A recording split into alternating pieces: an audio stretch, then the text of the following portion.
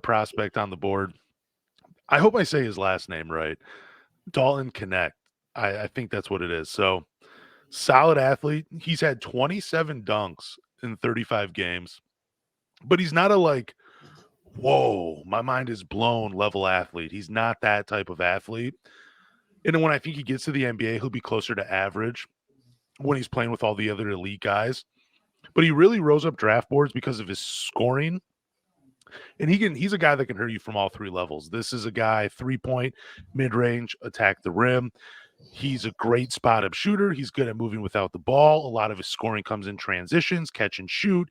He can operate as the pick-and-roll handler. He's not a great playmaker, but he can use his scoring to open up lanes for other guys. And he's not one of those scorers where the ball just sticks to his hands. He is a willing passer. He's just not a very good playmaker.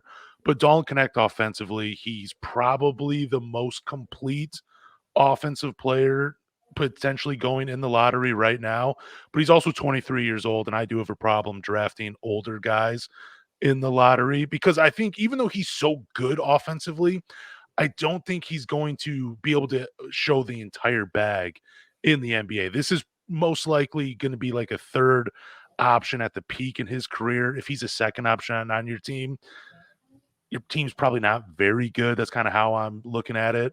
But what do you think about Dalton Knecht? Okay, so I wrote a lot about this guy. Go ahead. I do enjoy his game. I do enjoy his game a lot. I agree with you on drafting someone that's a fifth year senior.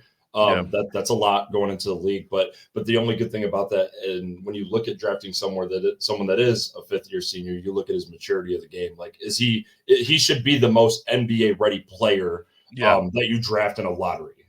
With how long he's been in college, but a couple things that I put down with him that I read about him too is he broke the program record for points in the NCAA tournament with 37 points.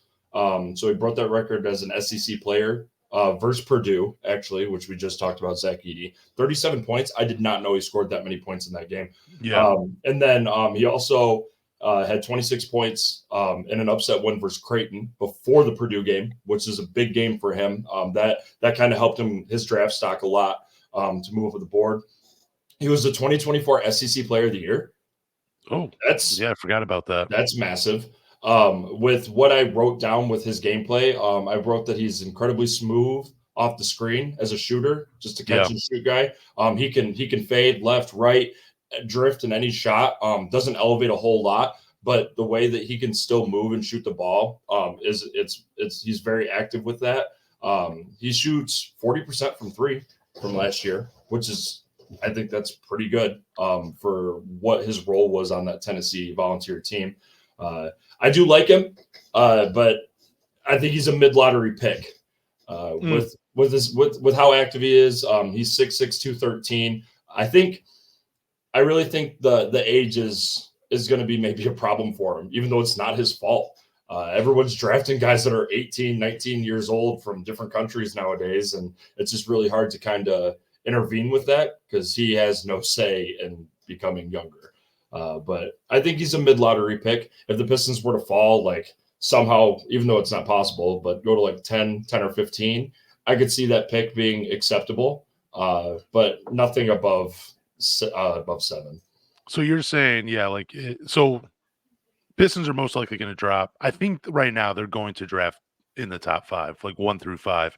So you're out on Dalton Knecht being a top 5 pick for the Detroit Pistons. I don't think so. I don't think he fits Monty's system of what he's trying to build. I think he would be a Simone Fontecchio 2.0 type player.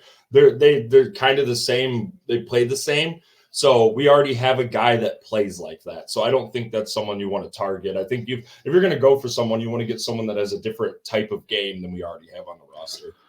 So before I get into whether I think he fits with the Detroit Pistons or not, defensively, I want to get into this real quick. He's not very good because he's not quick enough to defend guards, but he also lacks the strength to defend bigger players. So he's put in this weird position where he's kind of in no man's land defensively. Now, he wasn't bad at actually blocking shots. I think he was just a touch under 1 per game. 0.6. And he's not like he's not a good help side defender, but you can see where there's a role where he could actually like catch guys by surprise by blocking their shots. That doesn't make him a good defender. It's just like makes for a really cool highlight. Um, and the thing that he lacks defensively is whatever that chip is that defensive players are programmed with, because certain guys are just programmed to play defense. He just does not have whatever that thing is.